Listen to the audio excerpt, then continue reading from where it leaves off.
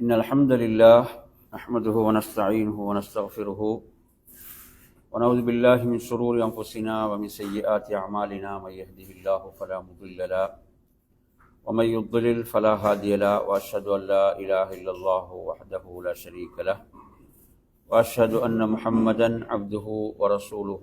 أما بعد، يا أيها الذين آمنوا اتقوا الله حق تقاته ولا تموتن إلا وأنتم مسلمون. يا أيها الناس اتقوا ربكم الذي خلقكم من نفس واحدة وخلق منها زوجها وبث منهما رجالا كثيرا ونساء، واتقوا الله الذي تساءلون به والأرحام إن الله كان عليكم رقيبا. يا أيها الذين آمنوا اتقوا الله وقولوا قولا سديدا يصلح لكم أعمالكم ويغفر لكم ذنوبكم، ومن يطع الله ورسوله فقد فاز فوزا عظيما. فإن أصدق الحديث كتاب الله، وخير الهدي هدي محمد صلى الله عليه وسلم، وشر الأمور محدثاتها، وكل محدثة بدعة، وكل بدعة ضلالة، وكل ضلالة في النار. அன்பிற்குரிய நறுமை சகோதரர்களே, அஸ்ஸலாமு அலைக்கும் வரஹ்மத்துல்லாஹி வபரகாத்துஹு. இன்று அஷேக் அப்துல்லா உவைஸ் மீசானி அவர்களுடைய ஒரு பயான் நிகழ்ச்சி அறிவிப்பு செய்யப்பட்டிருந்தது. இன்னும் ஷேக் அவர்கள் வந்து சேரலை. வந்து சேர்ந்தால் இன்ஷா அல்லாஹ் அவருடைய பயானிலிருந்தும் பயன்பெறலாம்.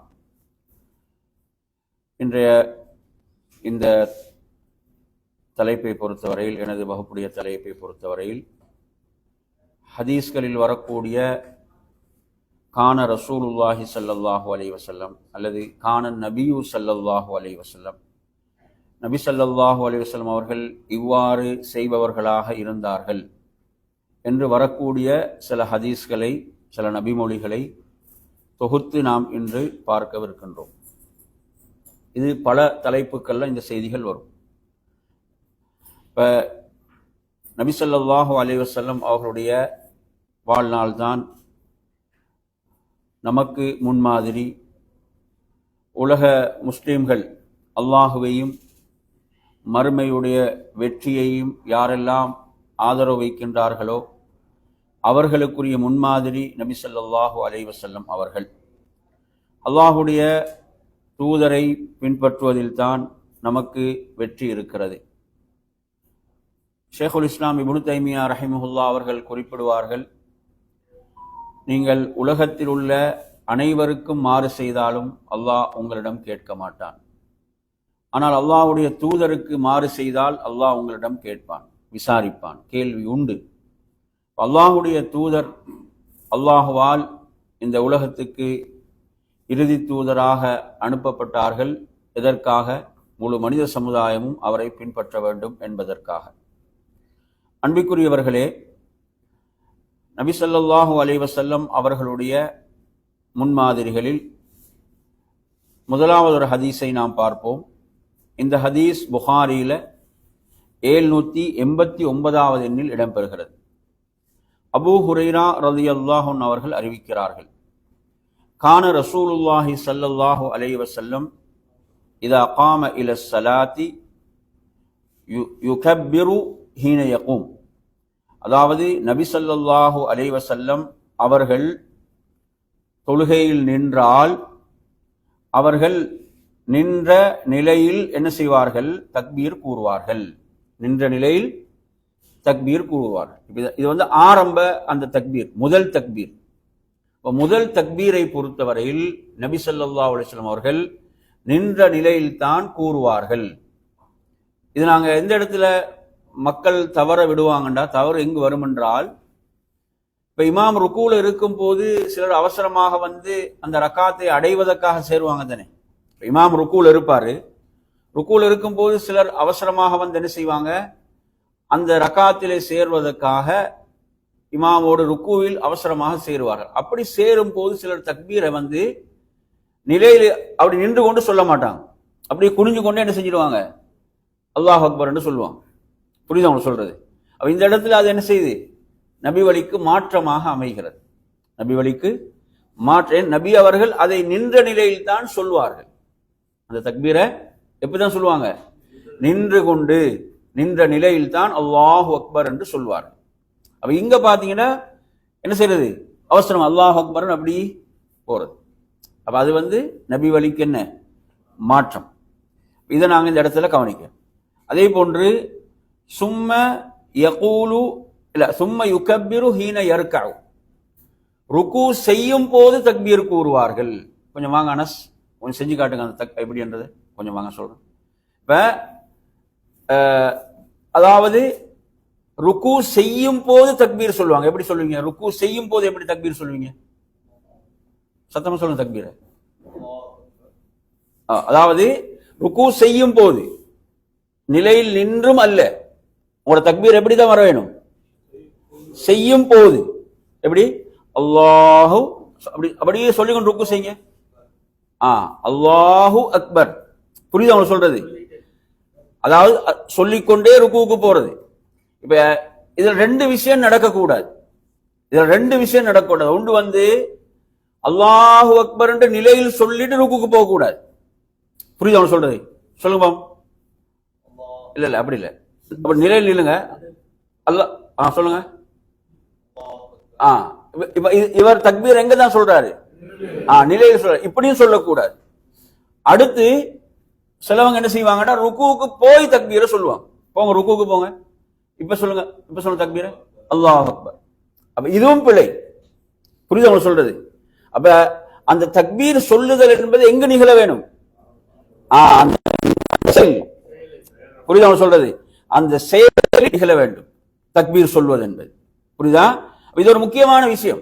சிலர் நின்ற நிலையிலே தக்பீரை சொல்றாங்க, சிலர் ருக்குவுக்கு போன பிறகு தக்பீரை சொல்றாங்க. இல்லை, இது அந்த செயல் நிகழும் போது. ஹதீஸ்ல எப்படி வருகிறது? அதாவது சும்ம யுகப்பிரு ஹீன யர்கஉ, ஹீன யர்கஉ ருக்கு செய்யும் போது. சரி உட்காருங்க. சரி ஜஸாக்கல்லாஹ் ஹைர். அப்ப அதே போன்று சும்ம யகூலு சமிஅல்லாஹு லிமன் ஹமிதா ஹீன யர்ஃபஉ சுல்பஹு மினர் ரக்அ. நபி ஸல்லல்லாஹு அலைஹி வஸல்லம் அவர்கள் ருக்குவிலிருந்து எழும் போதும் இதே போன்றுதான். புரியுது அவங்க சொல்றது? ருக்குவில் இருந்து எழும் போதும் இதே போன்றுதான். ருக்குல இருந்து கொண்டே சமிஅல்லாஹு லிமன் ஹமிதா சொல்லவும் கூடாது, ருக்குவிலிருந்து முழுமையாக எழுந்த பிறகும் சமிஅல்லாஹு லிமன் ஹமிதா சொல்லக்கூடாது. எப்ப சொல்ல வேணும்? அந்த செயல் நிகழும் போது. அந்த செயல் நிகழும் போதுதான் சமிஅல்லாஹு லிமன் ஹமிதா. அதாவது ரசூலுல்லாஹ் சுல்பன இந்த பகுதி, இந்த முதுகு பகுதி தானே, இதை அப்படி ரசூலுல்லாஹ் உயர்த்தும் போது என்ன செய்வார்கள்? சமிஅல்லாஹு லிமன் ஹமிதா என்று சொல்வார்கள். புரியுதா? எனவே சும்ம யகூலு வஹுவ காயிமுன். அப்ப ரசூலுல்லாஹ் ருக்குவில் இருந்து எழுந்து விட்டால் என்ன சொல்வார்கள்? ரப்பனா லக்கல் ஹம்த். என்ன சொல்வாங்க? ரப்பனா லக்கல் ஹம்த் என்று சொல்வார்கள் என்பதை நாம் ஹதீஸிலே பார்க்கின்றோம். அதே போன்றுதான் சும்ம யுகப்பிரு ஹீன யஹ்வி. சும்ம யுகப்பிரு ஹீன, அதாவது சுஜூதுக்கு செல்லும் போது தக்பீரை சொல்வார்கள். சுஜூதுல போய் நாங்க தலையை வைத்த பிறகு அல்லாஹ் அக்பர் சொல்வது கிடையாது. புரியுதா? அப்ப தக்பீர் எப்போது சொல்ல வேண்டும்? அந்த செயலில், அந்த செயல் நிகழ்ந்து கொண்டிருக்கும் போது தக்பீரை சொல்ல வேண்டும். புரியுதா அவங்க சொல்றது? எனவே இது நாங்க முக்கியமா இதெல்லாம் ஹதீஸ்ல வரக்கூடிய செய்திகள். அதே போன்று சும்ம யுகப்பிரு ஹீன யர்ஃபஉ ரஅஸஹு, சுஜூதிலிருந்து தலையை உயர்த்தும் போது, சுஜூதிலிருந்து தலையை உயர்த்தும் போது என்ன செய்ய வேண்டும்? தக்பீர் சொல்ல வேண்டும். சுஜூதிலிருந்தும் சொல்லக்கூடாது, உட்கார்ந்த பிறகும் அல்ல. எப்போது? தலையை உயர்த்தும் போது தக்பீர் சொல்ல வேண்டும், அல்லாஹு அக்பர் என்று சொல்ல வேண்டும்.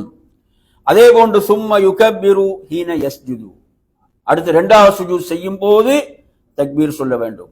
சும்ம யஃஅலு ذلك في الصلاة كلها حتى يقضيها. இது முழு தொழுகையிலும் இப்படித்தான், முழு தொழுகையிலும் இவ்வாறு தான் நிகழ வேண்டும்.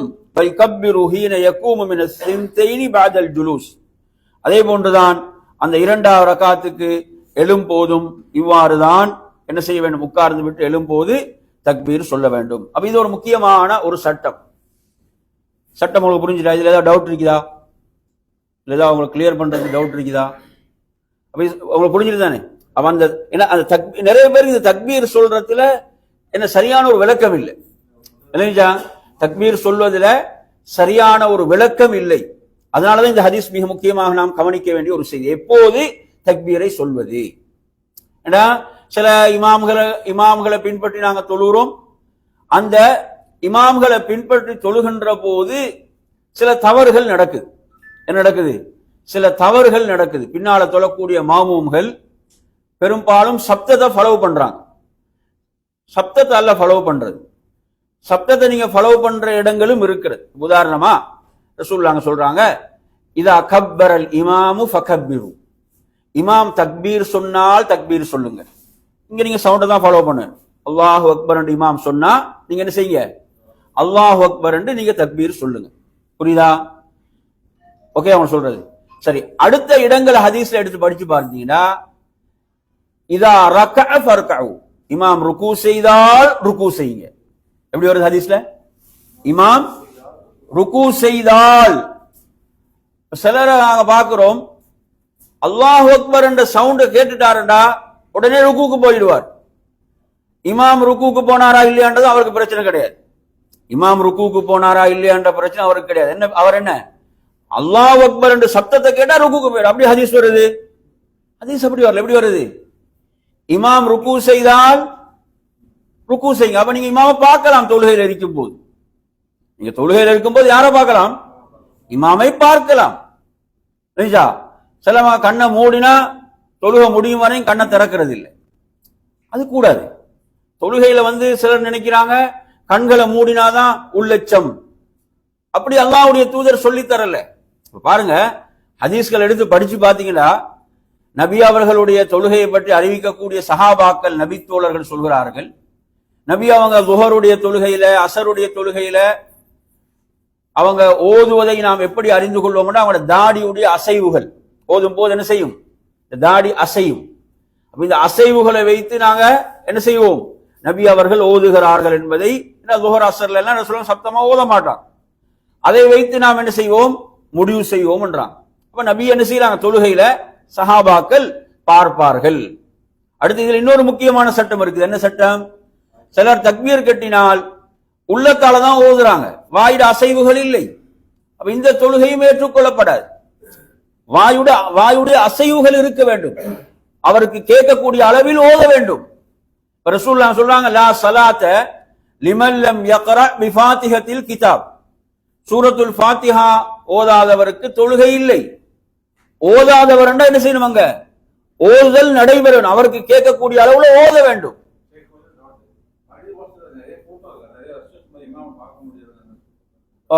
அது நல்ல ஒரு கேள்வி. உதாரணம் நீங்க எடுத்தீங்கன்னா, இப்ப நாங்க பின்னால தொழுகின்ற போது நாங்க ஒரு முக்கியமான விஷயத்தை அவதானிக்கணும். இப்ப உதாரணமா, இப்ப நாங்க வளமையாக தொழக்கூடிய பள்ளிகள் இருக்கிறது, அப்படிதானே? நாங்க வளமையா தொழக்கூடிய பள்ளிகள், இந்த வளமையா தொழக்கூடிய பள்ளியில் உள்ள இமாமுடைய அந்த செயல கொஞ்சம் அவதானிக்கணும். நாங்க வளமையா தொழக்கூடிய பள்ளியில் உள்ள அந்த இமாமுடைய அந்த செயல், தொழுகையுடைய செயல்கள் எப்படி இருக்கிறது என்றதை நாங்க கொஞ்சம் அவதானிச்சு கொள்றது நல்லது. சில பள்ளிகளை நாங்க பார்த்தோம்னா, அந்த பள்ளியில அந்த இமாமுடைய உடல் கொஞ்சம் பருமனாக இருக்கும் இல்லைங்களா? அப்படி இருக்கக்கூடியவர் கொஞ்சம் மெதுவா தான் என்ன செய்வாரு? ருக்குக்கு போவாரு, மெதுவா தான் சுஜூதுக்கு போவாரு. நாங்க அதை கவனிச்சு அவரை பின்பற்றுவோம். அதை கவனித்து நாங்க என்ன செய்யணும்? அவரை பின்பற்ற. நாங்க வளமையா தொழக்கூடிய மஸ்ஜிதுகள்ல, இப்ப நாங்க வளமையா தொழக்கூடிய மஸ்ஜித் இல்லைண்டா, நாங்க ஒரு பள்ளிக்கு போறோம்டா, அதுல நாங்க மிக முக்கியமாக அவதானிக்க வேண்டிய விஷயம் என்னவென்றால், அதாவது அந்த இமாம் தக்பீரை சொல்லிட்டாரா உடனே போகாம கொஞ்சம் நாங்க என்ன செய்யறது? தாமதித்து போவது.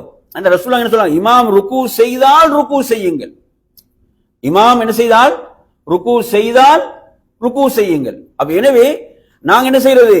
அந்த சவுண்ட உடனே அப்படி ஃபாலோ பண்ணாம கொஞ்சம் நாம் என்ன செய்யறது? தாமதித்து செல்வது. புரியுது அவங்க சொல்றது? எனவே நாங்க முந்தி செல்வதுதான் கடுமையான தடை.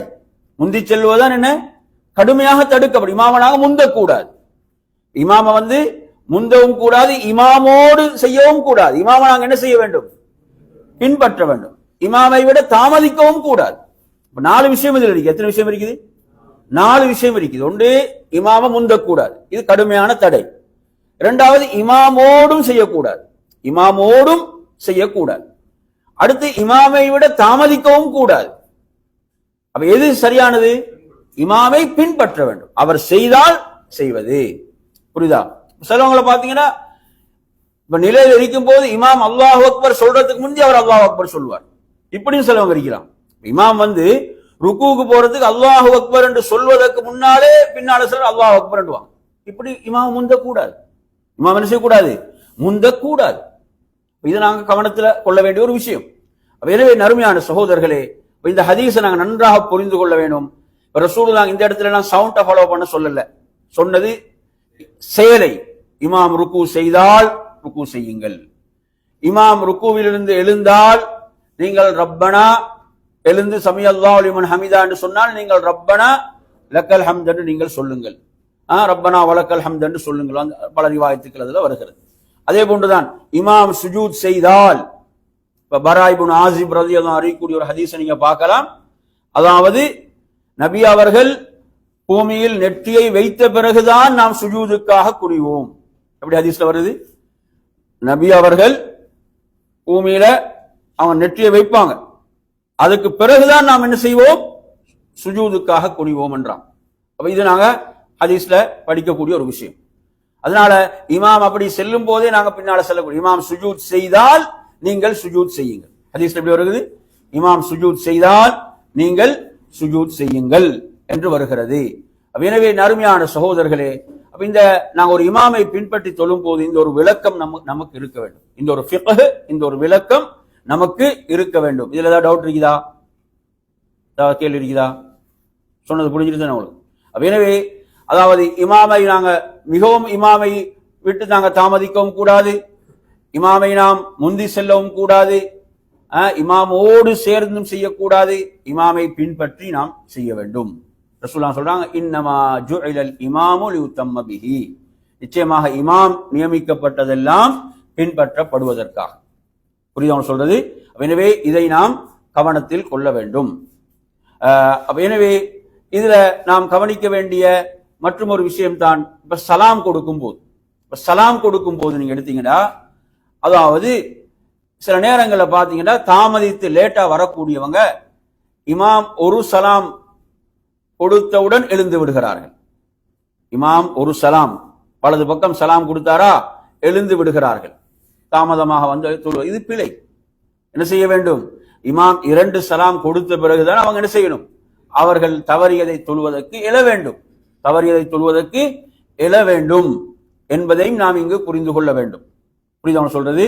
எனவே இந்த விடயங்கள் நாம் இமாமை பின்பற்றி தொழும் போது கவனத்தில் கொள்ள வேண்டிய முக்கியமான. ஏதாவது டவுட் வந்தா கேளுங்க, பிரச்சனை இல்லை. ஏதாவது டவுட் வரும்போது நீங்க தாராளமா கேட்கலாம். எனவே இவைகளை அடுத்து நாங்க இன்னொரு முக்கியமான விஷயம், ஜமாத்தோடு தொழுகின்ற போது என்ன செய்யறாங்கண்டா, சிலர்கள் இமாம் நிலைக்கு வரும் வரை தாமதிக்கிறார்கள். இமாம் சுஜூதில் இருந்தாலும் சேர மாட்டாங்க, நடு இருப்பில் இருந்தாலும் சேர மாட்டாங்க, அத்தஹியாத்தில் இருந்தாலும் சேர மாட்டார்கள். என்ன நினைக்கிறாங்கன்னா, இமாம் நிலைக்கு வந்த பிறகுதான் சேருவது. அது பிழை. ஹதீஸ் என்ன சொல்லுது? அல்லாஹ்வுடைய தூதர் என்ன சொல்றாங்க? அதாவது இமாம் எந்த நிலையில் இருக்கிறார்களோ அந்த நிலையில் நீங்கள் இமாமோடு சேர வேண்டும். இமாமோடு கிடைத்ததை நீங்கள் தொழுங்கள், தவறியதை பின்னால் நிறைவேற்றுங்கள். இதுதான் ஹதீஸ். இமாமோடு கிடைத்ததை நீங்க என்ன செய்ய? தொழுங்க, தவறியதை பின்னால் நிறைவேற்றுங்கள். எனவே நிலைக்கு வரும் வரை என்ன செய்யறது? காத்திருப்பது என்பது நபி வழி அல்ல, நபி வழி கிடையாது. இமாம் சுஜூதில் இருக்கிறாரா, நாம் சுஜூதுக்கு செல்வதற்கு எத்தனை தக்பீர் சொல்ல வேணும்? 2 தக்பீர் சொல்ல. முதலாவது நுழைவதற்கான தக்பீர், அடுத்து சுஜூதுக்கு செல்வதற்கான தக்பீர். சரியா? இந்த 2 தக்பீருடைய சட்டம் என்னன்னு படிச்சிக்கிறோம், சொல்லுங்க. முதல் தக்பீர் என்பது நல்லா புரிஞ்சுங்க, அது அர்கான்ல உள்ளது. எதில் உள்ளது? அர்கான் என்றால் ருக்குன், தூண், தொழுகையுடைய தூண். அது முதல் தக்பீர், சொல்லுவதுதான். அடுத்து நாங்க ஒரு நிலையிலிருந்து இன்னொரு நிலைக்கு மாறக்கூடிய தக்பீர் எதில் உள்ளது? வாஜிப்ல உள்ளது. எதில் உள்ளது? அது வாஜிப். தொழுகையில அர்கானுக்கும் வாஜிபுக்கும் என்ன வித்தியாசம் நாங்க படித்திருக்கிறோம்? தொழுகையில அர்கானுக்கும் வாஜிபுக்கும் ஆன வித்தியாசம், வேறுபாடு என்ன என்று நாம் படித்திருக்கிறோம். அப்படி பார்த்தீங்கன்னா அர்கான் என்பது நாங்க சொன்னோம் அது தூண். அந்த தூண்கள் இல்லாமல் தொழுகை முழுமை அடையாது, தொழுகை நிறைவேறாது. புரியுதா? எனவே அந்த ருக்குன்கள் அர்கான்கள் என்று சொல்லப்படக்கூடியவைகளை பொறுத்தவரையில அது ஒருவருக்கு மறதியாக ஒருவருக்கு தவறி விடுகிறதா, அதை அவர் என்ன செய்ய வேண்டும்? நிறைவேற்றி ஆக வேண்டும். அதை நிறைவேற்றி ஆக வேண்டும். அதே போன்று மறதிக்கான 2 சுஜூதுகளும் செய்தாக வேண்டும். அந்த இடத்தை அவர் தவறவிட்டாலும் சரி, அந்த இடத்தை தவறவிட்டார் என்று சொன்னால் என்ன செஞ்சிடும் என்று சொன்னால், அவரை முதல் ரக்காத்துல தவற விட்டாரண்டா 2வது ரக்காத்தில் இருக்கும் போது ஞாபகம் வருதுண்டா 2வது ரக்காத் சும்மையே முதல் ரக்காத்தா மாறிவிடும். என்ன செஞ்சிடும்? முதல் ரக்காத்தாக மாறிவிடும். புரியுதா அவங்க சொல்றது? எனவே இது அர்கான், இது ருக்குன். அப்ப அதை அந்த இடத்தை நாங்கள் கடந்து விட்டாலும் அதை செய்தாக வேண்டும். மறதிக்கான 2 சுஜூத். வாஜிபண்டா என்ன? வாஜிபை பொறுத்தவரை அந்த இடத்தை நீங்க கடந்து போயிட்டீங்க என்று சொன்னா, அந்த இடத்தை கடந்துட்டீங்கன்னா திரும்ப அந்த இடத்துக்கு வர வேண்டியது இல்லை. ஆனா மறதிக்காக 2 சுஜூதுகள் செய்ய வேணும், செய்தாக வேண்டும். இது நபி வழி, அல்லாஹ்வுடைய தூதருடைய வழிமுறை. இப்ப வாஜிப்ல உதாரணமாக நீங்க சொல்றதாக இருந்தால், உதாரணமாக ஒருவர் என்ன செஞ்சிட்டாரு, ஒரு நிலையிலிருந்து இன்னொரு நிலைக்கு சொல்லக்கூடிய தக்பீரை மறந்து விட்டார். அல்லாஹ் அக்பர் என்று சொல்ல வேண்டும். நிலையில் இருக்கிறார், ருக்குவுக்கு செல்லும் போது அல்லாஹ் அக்பர் என்று சொல்ல வேண்டும், அதை சொல்ல மறந்துட்டார். அவருக்கு ஞாபகம் வருது, நான் இந்த தக்பீரை சொல்லவில்லை, இந்த தக்பீரை சொல்லவில்லை என்று நினைவு வந்தால் அவர் மறதிக்காக 2 சஜ்தான செய்யணும், செய்தாக வேண்டும். புரியுதா? சலாம் கொடுப்பதற்கு முன்னால். எனவே இந்த சட்டம் கவனிக்கப்பட வேண்டிய விஷயம். இது வாஜிப். தொழுகையில வாஜிப்புகளை விட்டால், தொழுகையில சுன்னத்துகளை விட்டால் மறதிக்கான சுஜூத் என்பது கிடையாது. என்ன கிடையாது? மறதிக்கான சுஜூத் என்பது கிடையாது. உதாரணமா ஒருவர் என்ன செய்யறாரு, சுபஹான ரப்பியல் அதீம், சுபஹான ரப்பியல் அதீம் என்று ஒரு முறை சொல்வது வாஜிப், ஒரு முறை சொல்வது கட்டாயம். ஒரு முறைக்கு மேற்பட்டு சொல்றது 3ஓ 5ஓ சொல்வது இல்லையா? ஒருத்தர் அப்படி சொல்வதை பொறுத்தவரை அது சுன்னாவில் உள்ளது. அந்த எண்ணிக்கையில் அவருக்கு ஒன்றை விட அவர் சொன்னதுல குறைபாடு அப்படின்னு நினைச்சாருன்னா அதுக்கெல்லாம் மறதிக்கான சுஜூத் என்பது கிடையாது. அதே மாதிரி தக்பீர் கட்டியவுடன் ஓதக்கூடிய துஆ, தக்பீர் கட்டியவுடன் ஓதக்கூடிய துஆ, இந்த துஆவை பொறுத்தவரையில இது சுன்னா. இதை ஒருத்தர் தவறி விட்டது என்றால் அதற்கான மறதிக்கான சுஜூத் என்பது என்ன செய்யுது? அதுக்கு கிடையாது, மறதிக்கான சுஜூத் என்பது கிடையாது. அதே மாதிரிதான் இன்னொரு விஷயம், இன்னொரு சட்டம் நீங்க புரிந்து கொள்ள வேணும். இப்ப நீங்க இமாம் சுஜூதுல இருக்கும் போது இமாமோடு போய் சேர்றீங்க, சுஜூதுல இருக்கும் போது போய் சேருகிறீர்கள், அதன் பிறகு நீங்க எழுகின்றீர்கள். எழுவது உங்களுக்கு முதல் ரக்காத்தாக இருந்தாலும் அதுல நீங்க இந்த சனா ஆரம்ப துவா ஓதக்கூடாது, அதை நீங்க என்ன செய்யக்கூடாது. ஏன்னா அந்த இடம் உங்களுக்கு தவறி போய் விட்டது, நீங்க இமாமோ சுஜூதில் தான் சேர்ந்து இருக்கிறீங்க என்ற ஒரு விடயத்தையும் நாம் இங்கே புரிந்து கொள்ள வேண்டும். எனவே இதெல்லாம் நாங்கள் தொழுகையோடு நாம் தொழக்கூடிய. வேற உங்களுக்கு ஏதாவது டவுட்டுகள் கேள்விகள் இருக்குதா? இதுல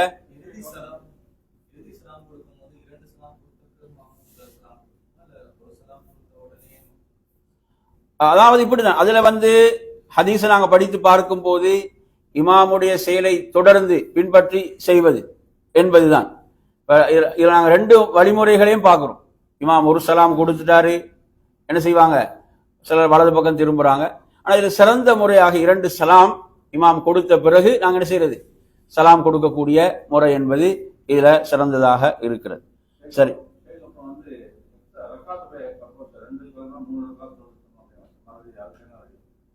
அதாவது ரக்காத்துகள் சந்தேகம் வந்தால், தொழுகையுடைய ரக்காத்துகளில் அந்த ரக்காத்துகளுடைய எத்தனை தொழுதோம், 2 தொழுதோமா 3 தொழுதோமா என்ற ஒரு சந்தேகம் வரும்போது இதற்கு மார்க்கம் சொல்லக்கூடிய தீர்வு, முதலாவது தீர்வு என்னவென்று சொன்னால், உறுதியோடு சந்தேகம் இணையாது. இது ஒரு மிக முக்கியமான அடிப்படை, நல்லா புரிஞ்சுங்க. என்னது?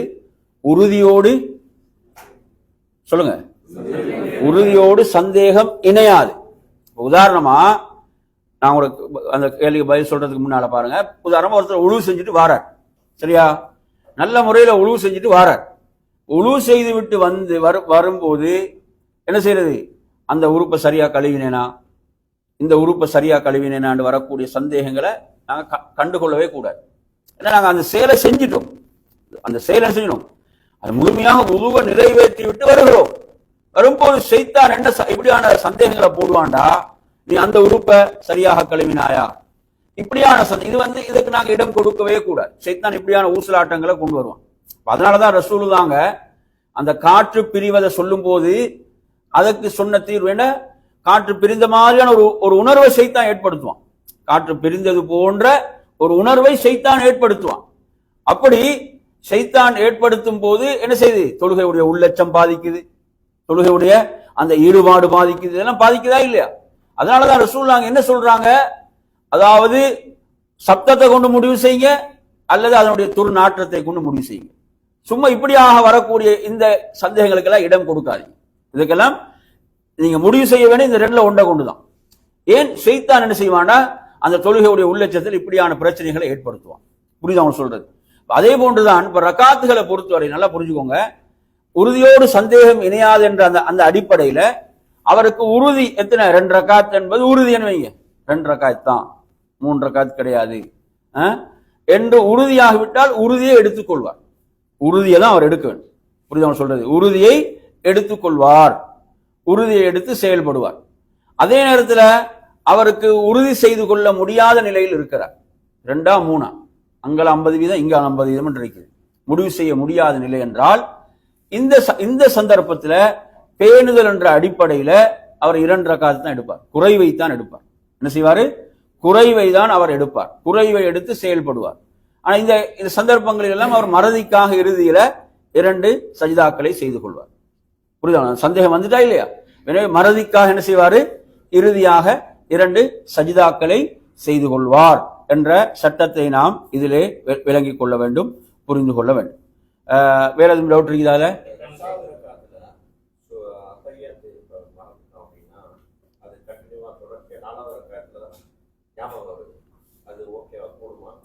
அதே போல அதுதான் இது ஒரு வாஜிப்ல.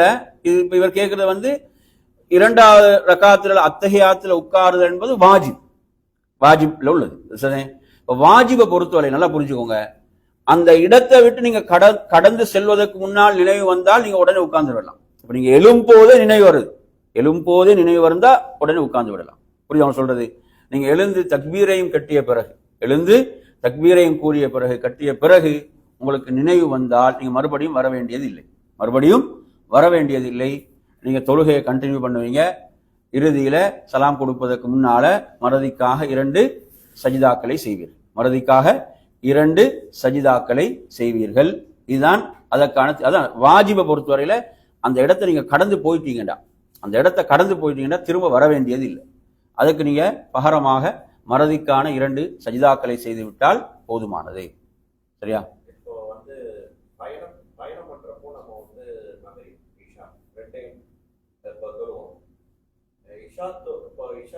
மகரிப் தொழுகிறவங்க 3 ரக்காத் தொழுவாங்க. சப்போஸ் நான் மகரிப் முடிச்சிட்டேன், இஷா தொழுகணும்.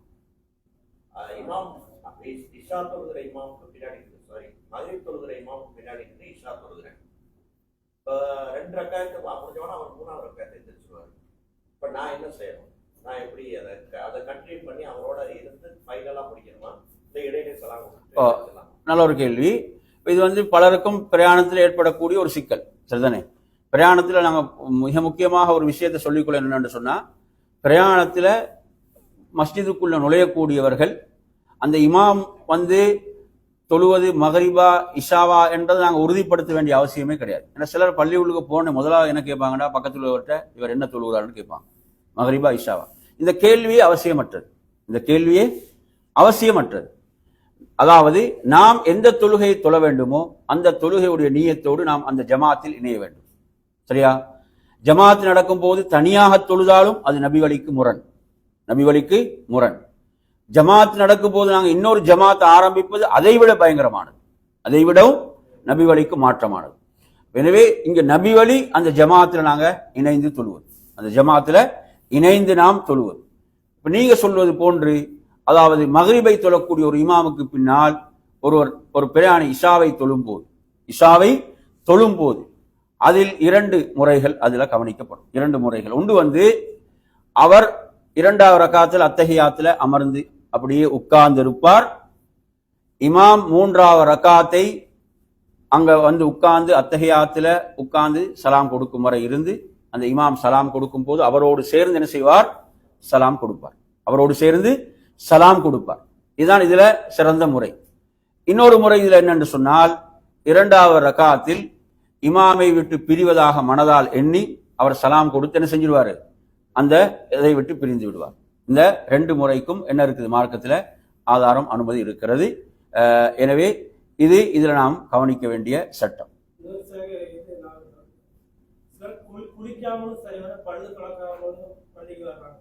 நான் எங்க தலைப்போட நல்லா வெளியில அவுட்டுக்கு போனீங்கன்னா, இப்ப நாங்க படிக்கிற விஷயம் இல்லையே, இந்த படிக்கிற விஷயத்தோட போன நல்லா ஏன்னா மிச்சம் வெளியே போயிட்டீங்கன்னா அப்புறம் இந்த சப்ஜெக்ட் மறந்துடும், அதுவும் மறந்துடும்.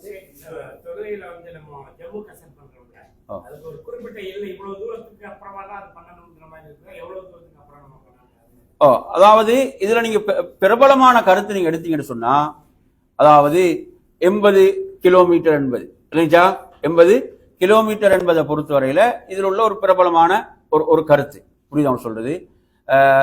அடுத்ததாக உள்ள கருத்து என்னன்னு கேட்டீங்கன்னா, மிக முக்கியமாக கவனிக்க வேண்டிய விஷயம், அதாவது அதை அவர் பிரயாணமாக கருத வேண்டும். ஏன்னா ரசூலுல்லாஹ் பிரயாண தொழுகையை சுருக்கியதில் எடுத்தீங்கன்னா பல தூரங்கள் வருது ஹதீஸ்ல, பலவிதமான தூரங்கள் சம்பந்தமான ஹதீஸ்கள் வருகின்றன.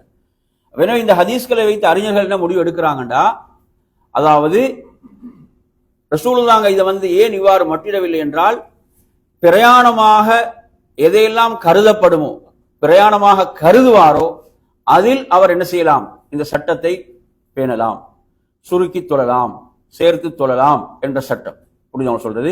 உதாரணமாக இப்ப எங்களோட ஊருடைய வளமையில, இப்ப உங்களோட நீங்க வாழக்கூடிய ஊர்கள் இருக்கும், பக்கத்துல ஒரு ஊர் இருக்கும், அந்த ஊருக்கு போறதை நீங்க பிரயாணமாக கருத மாட்டீங்க. உதாரணமா தமாம்ல இருந்து ஒருத்தர் இந்த ஹுபார் தமாம் போறது யாரும் பிரயாணமாக நினைக்கிறது கிடையாது, பிரயாணமாக கருதுவது இல்லை.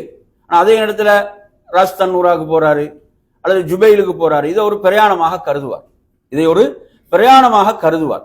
இப்ப பிரயாணமாக கருதப்படுகின்ற அந்த பயணத்தில் என்ன செய்யலாம், சேர்த்து சுருக்கி தொழலாம் என்ற சட்டம். ஆனா இது இன்னொரு முக்கியமான சட்டம் இருக்கிறது, ஊர்ல இருக்கும் போது தொழுகையை சுருக்கக்கூடாது, இதுவும் ஒரு முக்கியமான சட்டம்.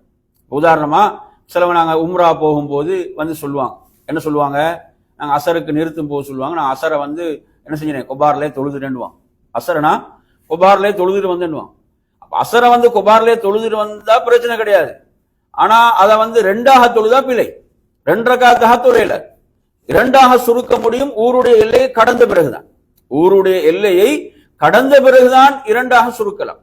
ஊர்ல இருக்கும் போது பிரயாணத்தில் ஏதாவது அசௌகரியத்தை கருதி, அசௌகரியம் என்ற ஒரு நிலை வருது, அசருக்கு இறங்குவதோ அல்லது நிறுத்த மாட்டேன் அப்படி ஏதாவது ஒரு நிலை வரும்போது ஒருவர் என்ன செய்கிறார், அசரையும் லொஹரோடு சேர்த்து தொழுவாராக இருந்தா குற்றம் இல்லை, தொழலாம், புரியுதா. ஆனால் என்ன செய்யக்கூடாது, சுருக்கக்கூடாது. இது ஒரு நான் கட்டாயம் தெரிய வேண்டிய ஒரு விஷயம். அடுத்து இன்னொரு முக்கியமான சட்டம் இருக்குது, என்னவென்றால், அதாவது நீங்க எந்த இமாமை பின்பற்றி தொழுகின்றீர்களோ அவர் உங்களுக்கு கன்ஃபார்மா தெரியும், ஊர்வாசி, பிரயாணி இல்லை, அவர் யாருதான், ஊர்வாசி தான் இமாமா இருக்கிறார் என்று கன்ஃபார்மா தெரிந்தால், நீங்க அவர் இஷாவை 4ஆ தொழும் போது நீங்க 2ஆ தொழையில இல்லைங்களா, நீங்க 2 ரக்காத்துல உட்காருவதோ, நான் மகரிப் இப்ப சொன்ன ஒரு சட்டம் அது மாதிரி செய்யல, 2 ரக்காத்துல உட்கார்றதோ அல்லது லேட்டா போய் 2 ரக்காத்து முடிஞ்சு 3ஆவது ரக்காத்துல போய் சேர்றார், அங்க இமாம் 4ஆவது ரக்காத்துல சலாம் கொடுக்கும் போது அவரும் சலாம் கொடுத்தாருன்னா இது பிழை இல்லைங்களா. ஏன்னா ஊருடைய இமாம், அங்க இமாம் எந்த தொழுகையை தொழுகின்றாரோ அந்த தொழுகையை பின்னால் இருக்கக்கூடியவர் தொழ வேண்டும், புரியுது அவங்க சொல்றது. அந்த அடிப்படையில அந்த ஊருடைய இமாம் 4 ரக்காத் தொழும் போது நான் பின்னால் பிரயாணி என்ற காரணத்தால் 2ஓட முடித்துக் கொள்ளல, என்ன செய்யணும், அவருடைய தொழுகையை தொழுதாக வேண்டும் என்ற சட்டத்தையும் நாம் தெரிந்து கொள்ள. இதுவெல்லாம் ஹதீஸ். இப்ப உதாரணம் இப்படிதான், நாங்க ஒரு இடையில நிறுத்துறோம் பெட்ரோல் பம்புகள், அதுல எங்களுக்கு முடிவு செய்யல, அதுல பெரும்பாலும் யாரு தான் தொழுவிப்பாங்க, அந்த பிரயாணத்தில் உள்ளவங்க தான் தொழுவிப்பாங்க. அது இல்லாம நாங்க என்ன செய்யறோம், கொண்டு போயிட்டு ஒரு ஊர்ல பஸ்ஸை கொண்டு போய் எங்க நிறுத்துறோம், உள்ளுக்கு ஒரு ஊர்ல நிறுத்துறோம். அப்ப அந்த ஊருடைய பல்ல யார் தான் தொழுவிப்பாங்க, அந்த ஊருடைய இமாம் தான் தொழுவிப்பார், எனக்கு கன்ஃபார்மா தெரியும், அவர் என்ன செய்வார், முழுமையா தான் தொழுவிப்பார். அப்ப எனவே அந்த இடத்துல நாங்க என்ன செய்யலாது, அந்த இமாமுக்கு மாறு செய்யல, அவருடைய தொழுகை தான் நாம் என்ன செய்யணும், தொழுதாக வேண்டும், புரியுதா. சரி, இப்போ இமாம் நடக்குது, இப்போ நம்ம சலாம் கொடுத்துறாங்க இமாம், அப்போ பின்னாடி நின்றவங்க இப்போ 2ஆவது ரக்காத்துல போய் ஜாயின் பண்ணிருப்பாங்க, அவங்க எந்திரிச்சு தொழுகிறாங்க, அவங்கள நம்ம பின்பற்றி ஜஸ்ட் இமாமா பின்பற்றி சொல்லலாமா. இது நல்ல ஒரு கேள்வி.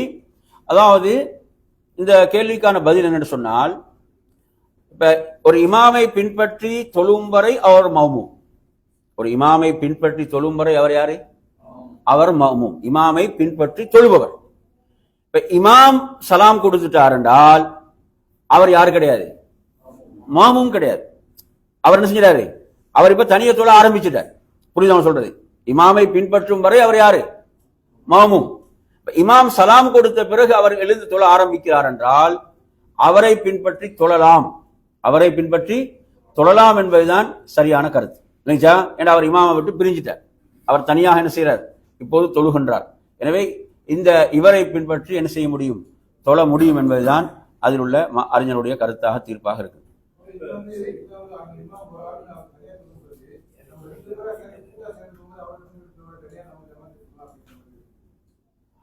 இல்ல, அதாவது நீங்க என்ன புரிஞ்சுக்கணும்னு சொன்னா, இப்ப 2 பேர் மஸ்ஜிதுக்கு போறாங்க, ஏன்னா அவங்க 2 பேரும் சேர்ந்து என்ன செய்யலாம்? ஜமாத் தாராளமா நடத்தலாம். ஜமாத் என்ன செய்யலாம்? தாராளமாக ஜமாத் நடத்தலாம். அப்படி ஒரு தொழக்கூடிய ஒருத்தரோட சேர்ந்து தொழ அனுமதி இருக்குன்னா அனுமதி இருக்கு. என்ன இருக்குது?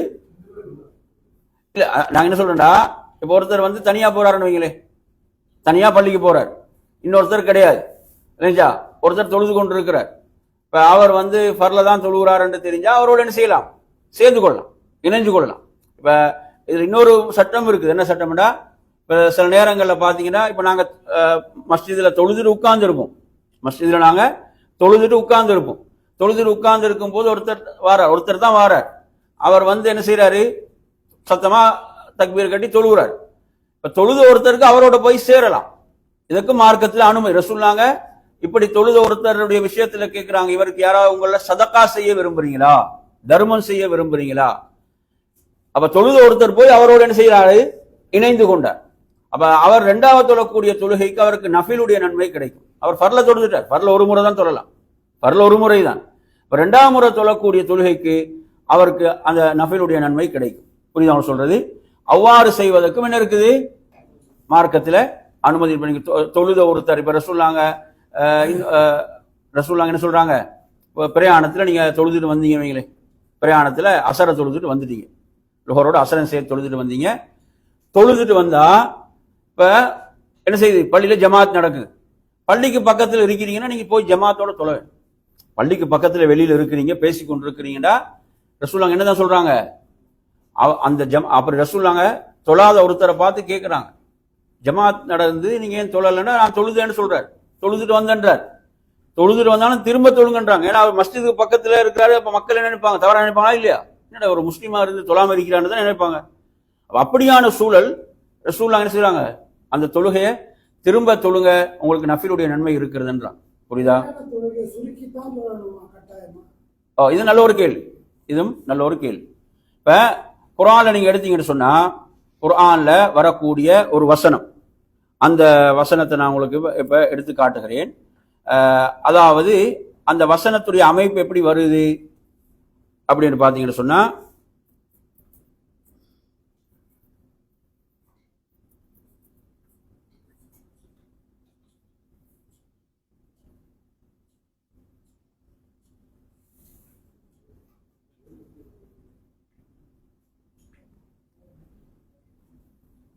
யா அய்யுஹல்லதீன ஆமனு இதா வரப்தும் ஃபில் அர்தி, இப்படி வருதுன்னா சூரத்துன் நிசா 4வது அத்தியாயம் 101வது வசனம். வைதா வரப்தும் ஃபில் அர்தி ஃபலைஸ அலைக்கும் ஜுனாஹுன் அன் தக்ஸூ மினஸ் ஸலாத்தி இன் ஹிஃப்தும் அன் யஃப்தினகுமுல் லதீன கஃபரு இன்னல் காஃபிரீன கானூ லகும் அதுவும் முபீனா. அதாவது நீங்கள் பூமியில் பயணம் செய்கின்ற போது காஃபிர்கள் உங்களை குழப்பத்துக்குள் ஆழ்த்துவார்கள் என்று நீங்கள் பயந்தால் தொழுகையை நீங்கள் சுருக்கி தொழுவதில் குற்றம் இல்லை என்று வருது. அப்ப இந்த வசனத்தை பொறுத்தவரையில இது வந்து காஃபிர்கள் குழப்பத்தை ஏற்படுத்தும் போது மாத்திரமா என்ற சந்தேகம் சஹாபாக்களுக்கு எழுந்த போது நபியிடத்துல கேட்கிறாங்க. அல்லாஹ்வுடைய தூதர் சொன்னாங்க, இது வந்து அல்லாஹ் உங்களுக்கு வழங்கிய சதகா, தர்மம். இதை நீங்க என்ன செய்ய, இது காபிர்களுடைய அச்சம், அவங்க ஒரு குழப்பத்தை ஏற்படுத்துவாங்கன்னு அச்சம் இல்லாவிட்டாலும் பிரயாணத்தில் உங்களுக்கு இது சலுகை அளிக்கப்பட்டது. இந்த வசனத்தில இருந்து அறிஞர் ஒரு சட்டம் என்ன எடுக்கிறாங்கன்னா, குற்றம் இல்லை என்று தான் வருது. இப்படி வருது, தொழுகை, அதாவது பிரயாணத்தில் நீங்கள் தொழுகையை சுருக்குவது குற்றம் இல்லை. இந்த வசனத்தை வைத்து அறிஞர்கள் எடுக்கக்கூடிய ஒரு சட்டம் என்னவென்றால், ஒரு பிரயாணத்தில் தொழுகை சுருக்காமல் முழுமையாக தொழுதாலும் தவறில்லை. புரியுதா சொல்றது? விளங்கிட்டா? விளங்கிச்சா இல்லையா? அதாவது இந்த வசனம் என்ன சொல்லுதுன்னா, குற்றமில்லை, பிரயாணத்தில் நீங்கள் தொழுகையை சுருக்குவது குற்றமில்லை, தவறில்லை என்று சொன்னால், இந்த வசனத்தை வச்சு அறிஞர் எடுக்கக்கூடிய ஒரு சட்டம் என்னவென்றால், பிரயாணத்தில் ஒருவர் தொழுகையை சுருக்காம 4ஆக தொழுதாலும் என்ன கிடையாது, தவறு கிடையாது. புரியுதா? எனவே கட்டாயம் என்ற சட்டம் இல்லை, கட்டாயம் என்ற சட்டம் இல்லை என்பது இதுல சொல்லப்படுற கருத்து. இது ஒரு கருத்து. அதே மாதிரி இன்னும் சிலவங்க என்னண்டா, நபி அவர்கள் பிரயாணத்துல சுருக்கித்தான் தொழுதாங்க, நபி அவர்கள் பிரயாணத்தில் எங்கும் சேர்த்து தொழவில்லை, நபி அவர்கள் பிரயாணத்தில் சுருக்கித்தான் தொழுதார்கள் என்ற ஹதீஸ்களை வைத்து அதுக்கு நாங்க ஒரு முக்கியத்துவம் கொடுக்கணும். என்ன செய்ய, பிரயாணத்தில் நாங்க சுருக்கி தொழுவது என்பது ஒரு சிறப்பான விஷயம், நபியும் அப்படித்தான் செய்திருக்கிறாங்க. ஆனா கடமை கட்டாயம் என்ற சட்டம் இல்லை. ஏன்னா இப்ப இந்த வசனத்தை வச்சு அந்த சட்டத்தை அறிஞர்கள் என்ன செய்யறாங்க, சொல்வதை நாங்க பார்க்கின்றோம். எனவே அந்த அடிப்படையில என்ன செய்யலாம்? யாரு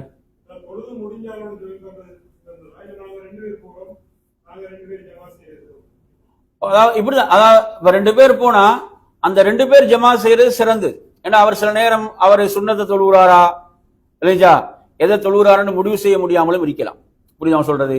2 பேர் மஸ்ஜிதுக்கு போனாங்கண்டா அந்த 2 பேர் ஜமாத்தை செய்யறது என்பதுதான் என்னது சிறந்தது என்பதை நாங்க புரிந்து கொள்ள.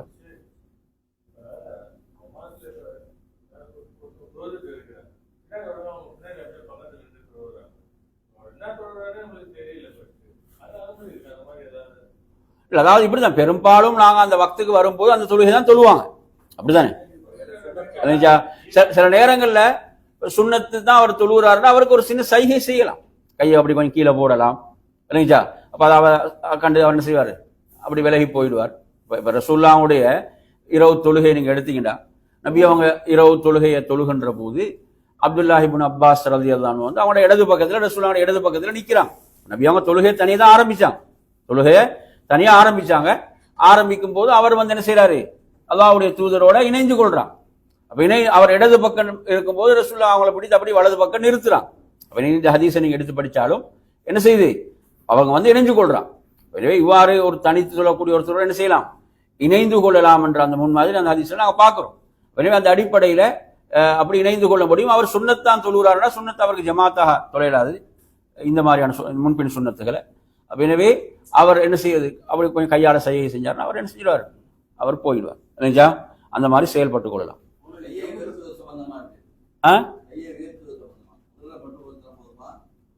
கையை உயர்த்துறது சம்பந்தமா நீங்க எடுத்தீங்கன்னா, அதாவது இதுல நாங்க பலமாக வரக்கூடிய ஹதீஸ்களை எடுத்து படிச்சு பார்த்தோம்னு சொன்னால், நபி ஸல்லல்லாஹு அலைஹி வஸல்லம் அவர்கள் 4 இடங்கள்ல கையை உயர்த்துவாங்க. எத்தனை இடங்கள்ல?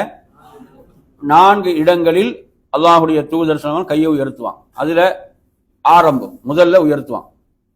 அதே போன்று நிலையிலிருந்து ருக்குவுக்கு செல்லும் போது உயர்த்துவார்கள், ருக்குவிலிருந்து எழும்போது உயர்த்துவார்கள், 2வது ரகாத் அத்தஹியாத்தை முடித்துவிட்டு 3வது ரகாத்துக்கு எழும்போது உயர்த்துவார்கள். இப்படி 4 சந்தர்ப்பங்கள் ஹதீஸ்ல வருது. இந்த 4 சந்தர்ப்பங்களும் சுன்னத்தான சந்தர்ப்பங்கள். நல்லா கவனத்தில் கொள்ளுங்க. இந்த 4 சந்தர்ப்பங்களும் என்ன சுன்னத்தான சந்தர்ப்பங்கள். இதில் அப்துல்லாஹ் இப்னு மஸ்ஊத் ரலியல்லாஹு அவங்க ஆரம்பத்தில் மட்டும் உயர்த்தினாங்கன்னு வரக்கூடிய அந்த செய்தி கூட எடுத்தீங்கன்னா ஒரு பலவீனமாக தான் இருக்குது. இந்த 4 சந்தர்ப்பங்களை உயர்த்தின செய்தி தான் அதுல மிக பலமாக பல அறிவிப்பாளர்கள்ல பல ரிவாயத்துக்களாக வரக்கூடிய செய்தி. சரியா? சரி.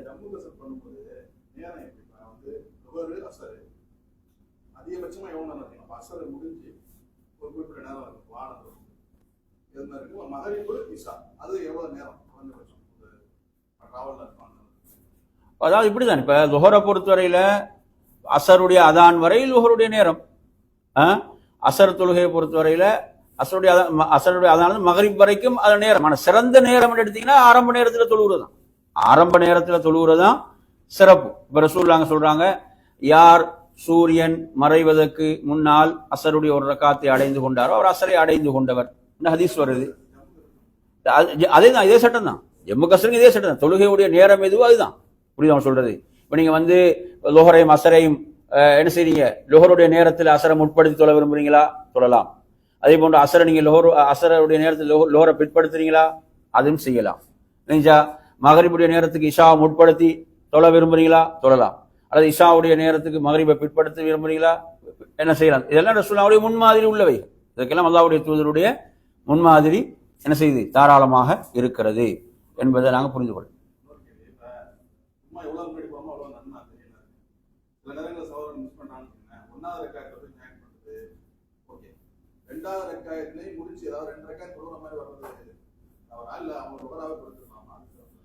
அதாவது இப்படிதான் நீங்க என்ன புரிஞ்சோன்னா, 2வது ரக்காத் ஒருத்தர் கிடைக்கலண்டா ஜும்மால, ஒரு ரக்காத் கிடைச்சா ஒரு ரக்காத் தொழுவார்.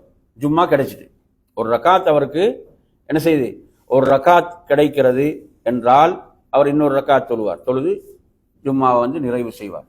அவர் 2வது ரக்காத்திலையும் இமாம் ருக்குவுக்கு பிறகு, இமாம் ருக்குவிலிருந்து எழுந்து விட்டார், 2வது ரக்காத்துல இமாம் ருக்குவிலிருந்து எழுந்த பிறகு போய் சேருவாராக இருந்தால் அவருக்கு அந்த ஜமாத் என்ன செய்யல, கிடைக்கல என்ற அடிப்படை தான். அதனால அந்த இடத்துல அதாவது 4 ரக்காத்தாக லுஹராகத்தான் என்ன செய்யணும், தொழ வேண்டும் என்பதுதான் அதில் உள்ள கருத்தாக இருக்கிறது. எனவே அந்த அடிப்படையில் என்ன செய்யறது, அவர் அந்த 2 ரக்காத்து மிஸ் ஆயிட்டேன்னு சொன்னா அவர் ஜும்மாவுடைய நியத்தில் அதில் போய் நுழைந்தாலும் அவர் 4 ரக்காத் என்ன செய்வார், லுஹராக தொழுவார் என்பது அதில் உள்ள சட்டம்.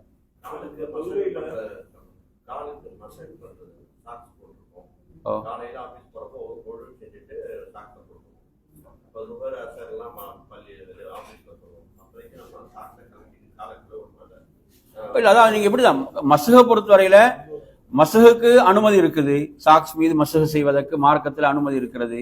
ஏராளமான ஹதீஸ்கள் அது தொடர்பாக வந்திருக்குது, ஏராளமான ஹதீஸ்கள் வந்திருக்குது.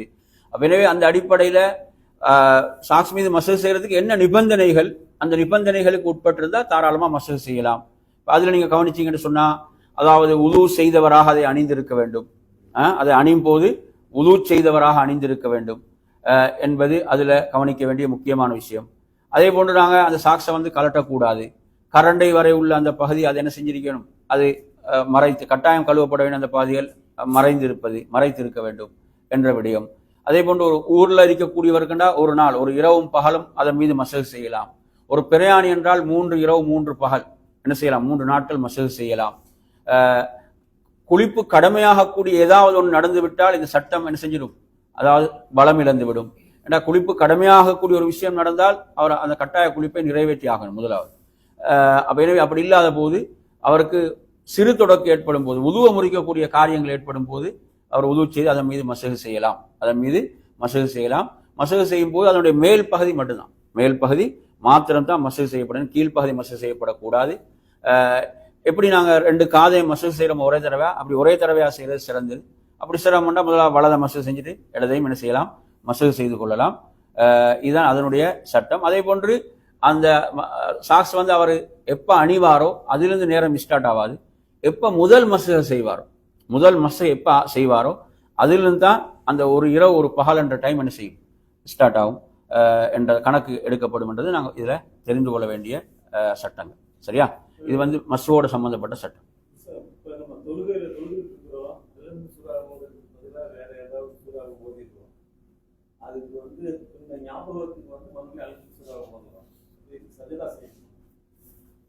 அதாவது நீங்க தக்பீர் கட்டினோடனே சூரத்துல் ஃபாத்திஹாவை ஓதுறதுக்கு முன்னால வேற சூறாவை திரும்ப சூரத்துல் ஃபாத்திஹா ஓதிடுறீங்க.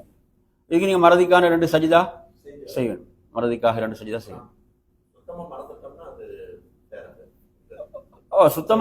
சுத்தமாக மறந்துட்டோம் என்றால், இப்ப உதாரணமாக அவருக்கு கொஞ்சம் நீண்ட நேரத்துக்கு பிறகு நினைவு வருதா, முழு தொழுகையும் தொழ வேண்டும். அந்த முழு தொழுகையும் மரணம் செய்யணும், திருப்பி தொழுதாக வேண்டும். இல்லைங்களா?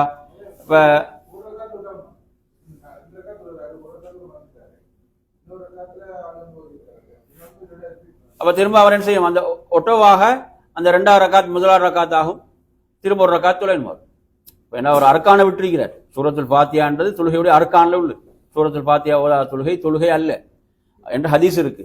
அப்ப எனவே அவர் என்ன செஞ்சிட்டார், சூரத்துல் ஃபாத்திஹா மறந்துட்டார். 2வது ரக்காத் வைக்கும் போது அவருக்கு ஞாபகம் வருது முதல் ரக்காத்துல சூரத்துல் ஃபாத்திஹா ஓதல்லண்டா, ஒட்டோவாக என்ன செஞ்சிடும், அந்த 2வது ரக்காத் முதல் ரக்காத் ஆயிடும். அவர் திரும்ப என்ன செய்யணும், இன்னொரு ரக்காத் தொழ வேண்டும். தொழுது இல்லை, இமாமை பின்பற்றி தொழும்போது தனியான சட்டம், ரெண்டையும் குழப்பிக்கூடாது. நான் சொல்றேன் இப்ப தனியா தொழுவது, இமாமோட தொழும் போது இமாமத்தான் நீங்க பின்பற்ற வேண்டும். அங்க நீங்க உங்களுக்கு தனியெல்லாம் செயல்படையில, அந்த இமாமை நீங்க என்ன செய்யணும், பின்பற்றி ஆக வேண்டும், இமாமை பின்பற்றி தொழுதாக வேண்டும் என்பதுதான் அங்குள்ள சட்டம். சரி,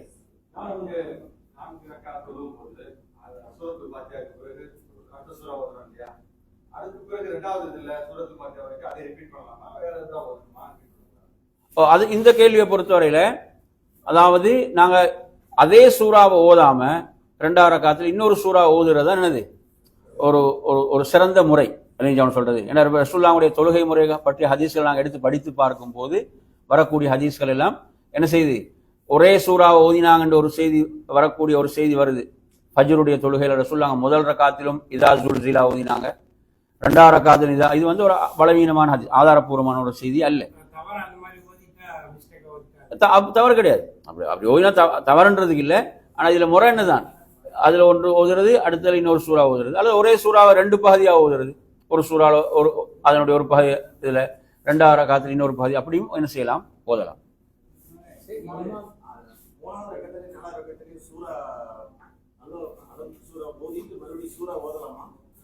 அதாவது இப்படிதான் ஹதீஸ் எப்படி வருதுன்னா, ஹதீஸ்ல வரக்கூடியது வந்து 3வது 4வது ரக்காத்துல ரசூலுல்லாஹ் சூரத்துல் ஃபாத்திஹா மட்டும்தான் ஓதுவான், சூரத்துல் ஃபாத்திஹாவை மட்டும்தான் ஓதுவான். இல்ல, அதாவது இப்படிதான். இப்ப சில நேரங்கள்ல இமாம் ருக்குவுக்கு செல்லல, இமாம் என்ன செய்யல, ருக்குவுக்கு செல்லல, நாங்க சூரத்துல் ஃபாத்திஹாவை ஓதிட்டோம்டா இமாம் இன்னும் ருக்குவுக்கு போல நாங்க ஓதலாம், என்ன செய்யலாம், ஓதுறதுல எல்லாம் தப்பில்லை, ஓதி கொள்ளலாம், ஓதலாம். புரியுதா? இல்ல, அங்க ஒரு தவறு நடக்கல. உங்களுக்கு என்ன தவறு நடக்குது?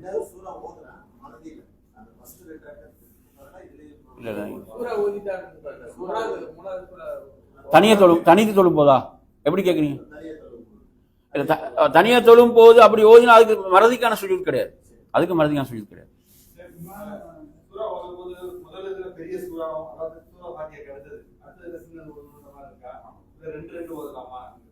அதாவது வளமையான முறை அதுதான். வளமையான முறைண்டா முதல் ரக்காத்தை விட 2வது ரக்கா சுருக்கமா இருக்கும். இதுதான் ஹதீஸ்ல, இதுதான் வளமையான முறை. இதுக்கு மாற்றமாக நடந்திருக்கு, இதுக்கு மாற்றமாக ரசூலுல்லாஹ் செஞ்சிருக்கிறான். சரிங்களா? சில, அதாவது முதல் ரக்காத்துல கொஞ்சம் சுருக்கமாம், 2வது ரக்காத்து நீண்ட சூறாக்கள் ஓதின மாதிரியான அமைப்பும் ஹதீஸ்கள் இருக்குது. ஆனா வளமை இதுதான், முதல் ரக்காத்தை விட 2வது ரக்காத்து சுருக்கமா இருக்கக்கூடிய முறைதான் ரசூலுல்லாஹ் வளமையாக உள்ள அந்த முறை. இதுக்கு மாற்றமாக செஞ்சிருக்கிறாங்க. மாற்றமா செய்யும்போது அது சுன்னாவுக்கு மாற்றம் எல்லாம் சொல்லக்கூடாது, அப்படி அதுக்கும் முறை ஹதீஸ்ல இருக்கு.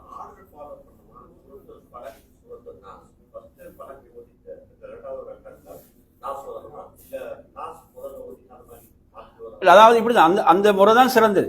இப்ப ரசூலுல்லாஹ்வுடைய தொழுகை முறை நான் இப்ப ஆரம்பத்தில் சொன்ன அதே ஹதீஸ் தான். என்ன, அதாவது எதுண்டா, இப்ப நாங்க அந்த குர்ஆனுடைய ஆர்டர் இருக்குதானே, அந்த அப்படி தொடர்ச்சி அந்த மாதிரி ஓதுறது சிறந்தது. மாத்தி ஓதலாம்டா ஓதி இருக்கிறான். ரசூலுல்லாஹ் செஞ்சுக்கிறாங்க. சில தொழுகையில பாக்குறோம் நாங்க, ரசூலுல்லாஹ் மகரிபுடைய பின் சுன்னத், ஃபஜ்ருடைய முன் சுன்னத்தை எடுத்தீங்கன்னா குல் யா அய்யுல் காஃபிரூன், குல் வல்லாஹு அஹத் ஓதிக்கிறாங்க. முதல் ரக்காத்துல சூரத்துல் காஃபிரூன், 2வது ரக்காத்துல சூரத்துல் இஹ்லாஸ் ஓதிக்கிறாங்க. ரெண்டும் என்ன இடையில நிறைய சூறாக்கள் இருக்கு. இந்த மாதிரியும் என்ன செஞ்ச ஓதின மாதிரி நிறைய செய்திகளும் இருக்கு. இதெல்லாம் தவறு இல்லை. பெரும்பாலும் எப்படி அவங்களோட முரண்டா அடுத்தடுத்து உள்ள சூறாக்கள், முதல் சூறா பெரியதாகும், 2வது சூறா சிறியதா, அந்த மாதிரி உள்ள அமைப்பு பொதுவாக இருந்துச்சு. இதுக்கு மாற்றமாக நடந்திருக்குது. அது அப்படி செய்யும் போது தவறில்லை. சரியா? ஹைர்.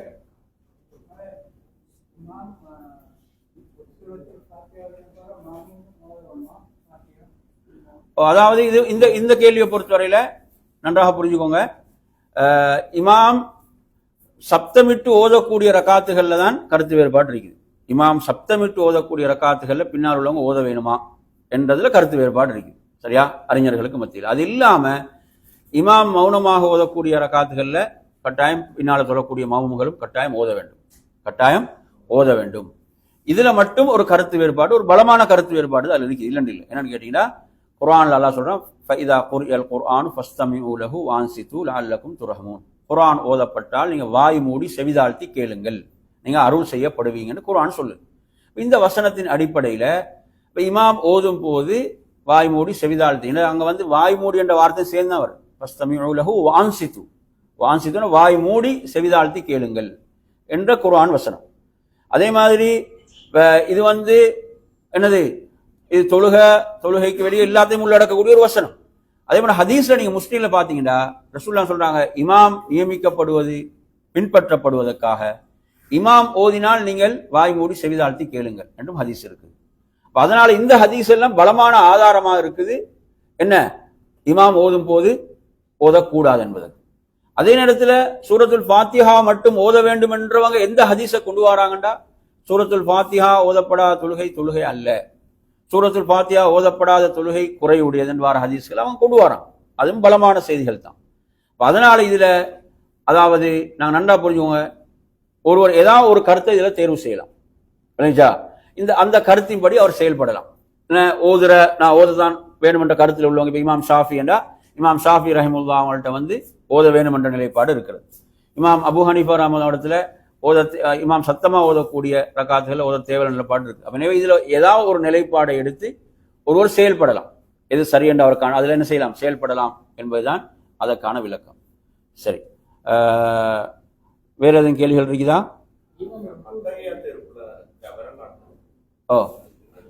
விரல் அசைத்தல் சம்பந்தமாக வர ரிவாயத்துக்களும் இருக்கிறது, சுற்றி காட்டினாங்கன்னு வரக்கூடிய ரிவாயத்துக்களும் இருக்கிறது.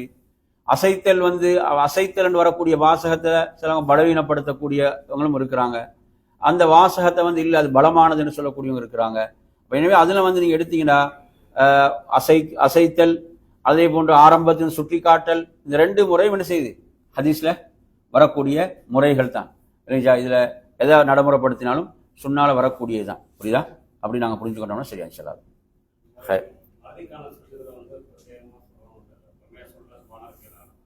மறதிக்கான சுஜூதுல சிலவங்க சுபஹானல்லதி மல்லா யனாமு வலா யஸ்ஹுன்னு சொல்றாங்க. அதுக்கு ஆதாரம் இல்லை, அப்படி ஒன்று சொல்றாங்க, சொல்லித்தரல. மறதிக்கான சுஜூதிலும் நாங்க ஏனைய சஜிதாக்கள்ல என்ன சொல்வோமோ அதே தான் சுபஹான ரப்பியல் அலா, அதைத்தான் நாங்க மறதிக்கான சுஜூதிலும் சொல்ல வேண்டும், மறதிக்கான சுஜூதிலும் சொல்ல வேண்டும் என்பது அதற்கான விளக்கம்.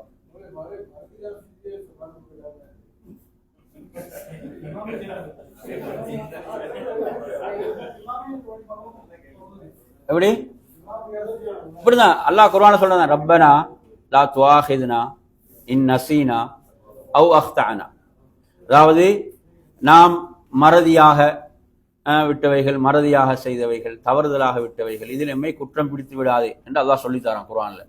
இதுதான் சொல்லலாம், ரப்பனா லா துஆஹிதுனா இன் நஸீனா அவ் அக்தஅனா. சரியா?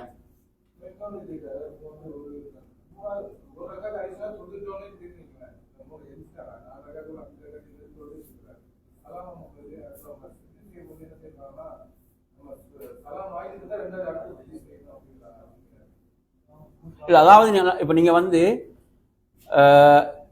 ரெண்டு நிலை இருக்கு. ஒன்று இமாம பின்பற்றி தொழக்கூடியதுல ஒரு சட்டம் இருக்கு, தனித்தொழ ஒரு சட்டம் இருக்கு. உதாரணமா அவர் 5வது ரக்காத்துல தான் இருக்கிறார் என்று ஞாபகம் வந்தா உடனே அவர் அத்தஹியாத்துக்கு வந்துடுறார். இப்ப அவருக்கு உறுதியா தெரியுது நான் 5வது ரக்காத்துல இருக்கிறேன். அது அவர் ருக்கூல இருக்கும் போது நினைவு வந்தாலும் சரி, அல்லது நிலையில் இருக்கும் போது நினைவு வந்தாலும் சரி, அவர் உடனே என்ன செஞ்சிட வேணும், அத்தஹியாத்துக்கு வந்துடுறார். அத்தஹியாத்துக்கு அவர் என்ன செய்யறது, அத்தஹியாத்தை ஓதுறது. அத்தஹியாத்தை ஓதிவிட்டு சலாம் கொடுத்து விட்டு மறுபடியும் 2 சஜிதாக்களை செய்து மறதிக்கான 2 சஜிதா செஞ்சு சலாம் கொடுக்குறது. இதில் நீங்க என்ன சுருக்கமா புரிஞ்சுக்கணும்னு கேட்டீங்கன்னா, அதாவது தொழுகையில் நாங்கள் ஏதாவது அதிகப்படுத்தினால் சுஜூத சலாமுக்கு பிறகு செய்யறது. தொழுகையில் நாங்கள் ஏதாவது அதிகப்படுத்திட்டோம், அப்படி அதிகப்படுத்தி விட்டால் மறதிக்கான 2 சஜிதாக்களை தொழுகையை முடித்த பிறகு செய்து சலாம் கொடுக்கிறது. தொழுகையில் நாங்கள் ஏதாவது குறைச்சிட்டோம், உள்ளதை குறைத்து விட்டோம், அப்படி என்றால் அந்த சலாமை நாங்க சலாம் கொடுப்பதற்கு முன்னால மறதிக்கான 2 சஜிதாக்களை செய்து என்ன செய்யறது, சலாம் கொடுத்தல். இதை இப்படி நாங்க சுருக்கமா ஞாபகம் வச்சுக்கொண்டா அந்த மாதிரி செஞ்சு கொள்ளலாம். சரியா? ஹைர் இன்ஷா அல்லாஹ்.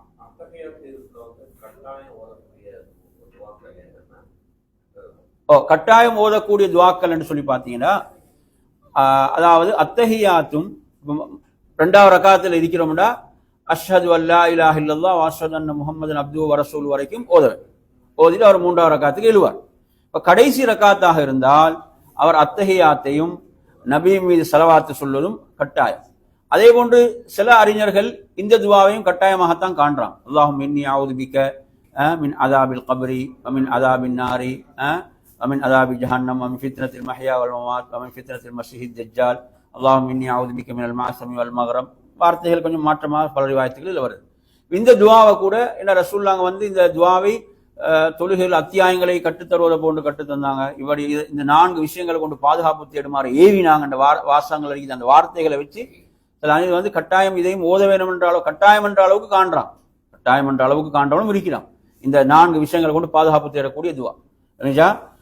இது போக உள்ள ஏனைய துவாக்கள் எல்லாம் சுன்னத்தான துவாக்கள் தான். நிறைய துவாக்கள் கற்று தந்தாங்க ரசூலுல்லாஹ் சொல்லி கற்று தந்தாங்க. அவைகள் நாங்கள் என்ன செய்யறது ஓதிக்கொள்வது. சரியா? ஹைர்.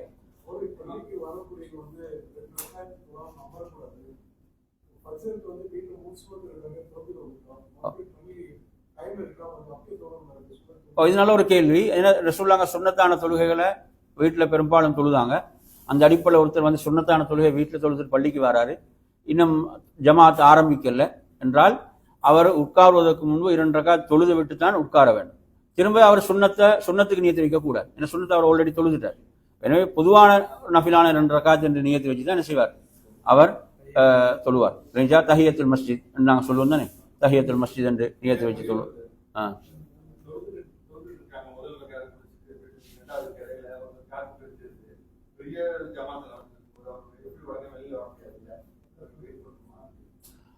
அதாவது இப்படிதான், என்னன்னு கேட்டீங்கன்னா ஒரு சட்டம் இருக்குது, சஃப்புகளுக்கு இடையாள செல்றதுல தடல்ல.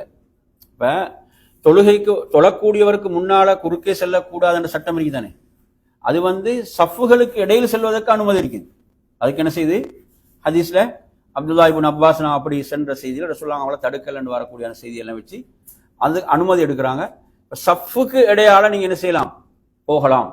உங்களுக்கு சஃப்புக்கு இடையால சென்று போவதற்கு வாய்ப்பு இருந்தால் நீங்க என்ன செய்யலாம், போகலாம். இல்லைங்க அவன் சொல்றது, அதுக்கும் வாய்ப்பு இல்லைன்னா என்ன செய்யணும், முடிச்சுதான் கடைசியில் தான் போக வேண்டியது. சரியா? ஹைரிஷா. சரி, இப்ப என்ன செய்ய முடிச்சுக்கொள்ளுமா ஷேக்? கொஞ்சம் பாத்தீங்களா இங்க என்ன செய்யறது, முடிச்சுக்கொள்ளுமா? இல்ல நம்ம மௌலவி ஷேக் வாரண்டாரு, அவர் இன்னும் வந்து சேரல. மக்கள் லேட்டே.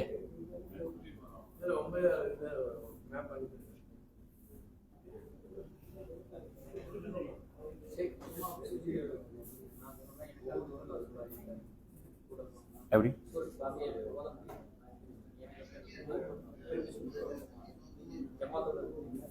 எந்த மாதிரி சந்தர்ப்பத்தில்? அதாவது நல்ல ஒரு கேள்வி. இப்ப நல்ல கவனிங்க, அதாவது இமாமை பின்பற்றி சொல்லும் போது இமாம் தான் பொறுப்பு, அப்படிதானே? இமாமை பின்பற்றி சொல்லும் போது இமாம் பொறுப்பு. அதனாலதான் நாங்க ஒருவர் வந்து ருக்கூல இமாமோடு சேர்ந்தால் அவருக்கு என்ன செய்யுது, ரகாத் கிடைத்து விட்டது. அவருக்கு என்ன செய்து விட்டது, ரகாத்து கிடைத்து விட்டது. எனவே அந்த அடிப்படையில இங்க வந்து அந்த பொறுப்பெல்லாம் யாருக்குரியதாக இருக்குது, இமாமுக்குரியதாக இருக்கிறது. ஏன்னா அபி பக்ரா ஹதீஸை நீங்க எடுத்து படிச்சு பாத்தீங்கன்னா, அபி பக்ரா ரலியல்லாஹு வந்து சஃப்புக்கு வாரத்துக்கு முன்னால ருக்கு செஞ்சார். சஃப்புக்கு வாரத்துக்கு முன்னால ருக்கு செஞ்சார். நபி அவங்க அவருக்கு தடுத்தது, நீங்க சஃப்புக்கு வாரத்துக்கு முன்னால இதுக்கு பிறகு ருக்கு செய்யாதீங்க. ரசூலுல்லாஹ் அவருக்கு என்ன சொல்லலனா, திருப்பி அந்த ரக்காத்தை தொழுங்கன்னு சொல்லல. இந்த ஹதீஸ் தான் இதுல பலமான ஆதாரம். ருக்கு ஒருத்தர் கிடைச்சா ரக்காத் கிடைத்து விட்டது என்பதற்கான ஆதாரமாக கொண்டு வரக்கூடிய ஹதீஸ். அந்த அடிப்படையில அங்க அந்த பொறுப்பு யாருக்குரியதாக இருக்குதுன்னா இமாமுக்குரியதாக இருக்கிறது என்பதை நாங்க புரிந்து கொள்ள வேண்டும். ஹைர் இன்ஷா அல்லாஹ். நாங்க என்ன செஞ்சு கொள்வோம், ஷேக் வந்து 9 காலம் வாரத்துக்கு அதுக்கு போற செஞ்சு சிரமம் இல்லையா?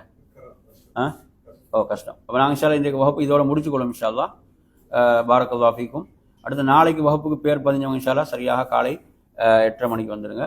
சுப்ஹானக்கல்லாஹும்ம வ பிஹம்திக அஷ்ஹது அல்லா இலாஹ இல்லா அன்த அஸ்தக்ஃபிருக வ அத்தூபு இலைக். அஸ்ஸலாமு அலைக்கும். இல்லை அவர்கள் மிஷின் போடுங்க, அங்கே போக சொல்லுங்கள். இங்கே வர தேவையில்லை, அங்கே அவர் சாப்பாடு